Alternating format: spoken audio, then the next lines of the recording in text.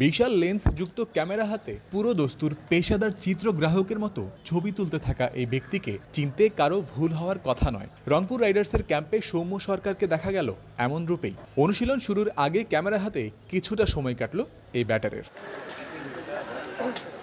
Global super লিগকে সামনে রেখে টানা দ্বিতীয় দিনের অনুশীলনে রংপুর রাইডার্স।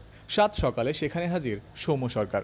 আফগানিস্তান সিরিজ থেকে ফেরার পর একদিন বিশ্রাম, এরপরেই গায়ানার নতুন লিগকে ঘিরে প্রস্তুতি শুরু করে দিয়েছেন বাংলাদেশের এই ব্যাটার। মাঠে প্রবেশের পর ওয়ার্ম আপের শুরু থেকেই তাকে দেখা গেছে যথেষ্ট চনমনে মোডে।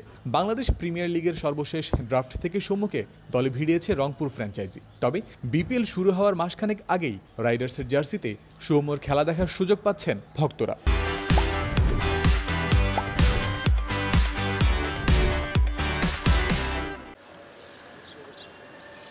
গত আসরে রংপুরের অধিনায়কত্ব করা নুরুল হাসান সোহান গ্লোবাল লিগ এবং আগামী বিপিএল আসরেও একই দায়িত্বে থাকার কথা নিশ্চিতভাবেই। 3 ব্যাট হাতে বলা যায় সবার আগে এদিন ব্যাটিং অনুশীলন শুরু করে দিয়েছেন এই উইকেট কিপার ব্যাটার।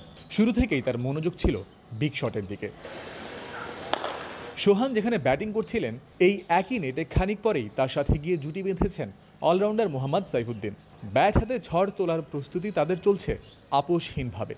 নব্য নিযুক্ত কোচ মোহাম্মদ আশরাফুলের তত্ত্বাবধানে রংপুর রাইডার্স প্র্যাকটিস করে চলেছে ভালো কিছুর স্বপ্নেই। বিপিএলে বেশ কয়েকটি দলের সদস্যদের নিয়ে সাজানো হয়েছে তাদের স্কোয়াড। ড্রাফটের সাইফ হাসান, শেখ মেহেদী হাসান, কামরুল ইসলামরা তো আছেনই, ফরচুন বরিশালের রিশাদ হোসেন, খুলনা টাইগার্সের আফিফ হোসেন, সিলেট স্ট্রাইকার্সের আরাফাত সানিকে নিয়ে সব মিলে বেশ শক্তিশালী স্কোয়াড নিয়েই গ্লোবাল সুপার লিগে যাচ্ছে রংপুর, যা শুরু হবে আগামী 26 নভেম্বর। 12 কোটি টাকা প্রাইজ মানের এই টুর্নামেন্ট শেষ হবে 7 ডিসেম্বর। মিরপুর শেরেবাংলা জাতীয় ক্রিকেট স্টেডিয়াম থেকে জয়ন্ত বিন্দু, ক্রিক ফ্রেন্সি।